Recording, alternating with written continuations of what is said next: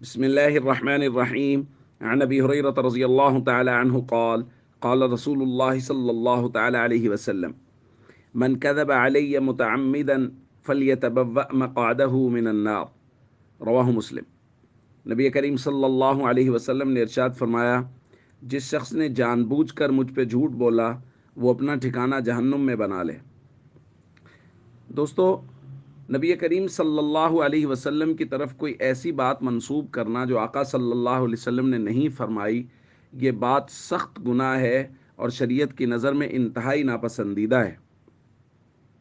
انہی باتوں میں سے ایک بات ہے کہ ربیع الاول کی اگر کوئی شخص کسی کو مبارک دے دے تو اس پر جنت واجب ہو جاتی ہے، جہنم کی آگ حرام ہو جاتی ہے۔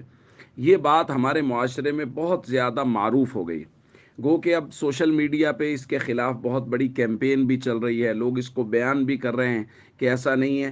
اس کیمپین کے باوجود بھی بہت شد و مد کے ساتھ آپ کو بھی بہت سارے دوست آپ کے ہوں گے جو آپ کو یہ میسج بھیجیں گے کہ جس نے ربیع الاول کی سب سے پہلے مبارک دی اس پہ جہنم کی آگ حرام ہے۔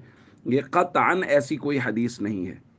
اور جہاں تک میں سمجھا ہوں کہ لوگ ایسا کیوں کرتے ہیں، تو مجھے یہ سمجھ میں آیا کہ آج کل ہم سب لوگ شارٹ کٹ کے چکر میں، مطلب نہ ہمیں نماز پڑھنی پڑے، نہ ہمیں صلہ رحمی کرنی پڑے، نہ رشتہ داروں سے حسن سلوک کرنا پڑے، نہ مسلمانوں کی دی ہوئی تکلیفوں پہ صبر کرنا پڑے اور ان کو معاف کرنا پڑے، بس سال کے بعد ربیع الاول یا کسی اور مہینے کی ایک دوسرے کو مبارکباد دیں اور جنت کے ٹکٹ لے کے گھر کو چلے جائیں۔ تو یاد رکھیے، اگر کوئی یہ سوچ رہا ہے کہ میں نماز نہیں پڑھوں گا، فرائض اور ارکان اسلام کی پابندی بھی نہیں کروں گا، رشتہ داروں کے ساتھ حسن سلوک بھی نہیں کروں گا، خلق خدا پر رحم بھی نہیں کروں گا، بڑوں کی توقیر اور چھوٹوں پر شفقت بھی نہیں کروں گا، اور میں بس ربیع الاول یا کسی اور مہینے کی مبارک دے کے جنت میں چلا جاؤں گا، تو یقین جانیے کہ یہ اس کی خام خیالی ہے۔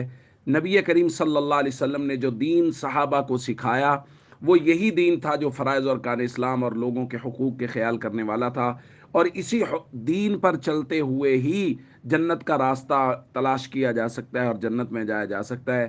اس لیے کسی شارٹ کٹ کے چکر میں نہ رہیں، بس ہمیشہ نبی کریم صلی اللہ علیہ وسلم کے مبارک دین کی پیروی کریں۔ اللہ تعالیٰ اسی کی وجہ سے ہمیں جنت کا راستہ دکھائیں گے۔ السلام علیکم ورحمۃ اللہ وبرکاتہ۔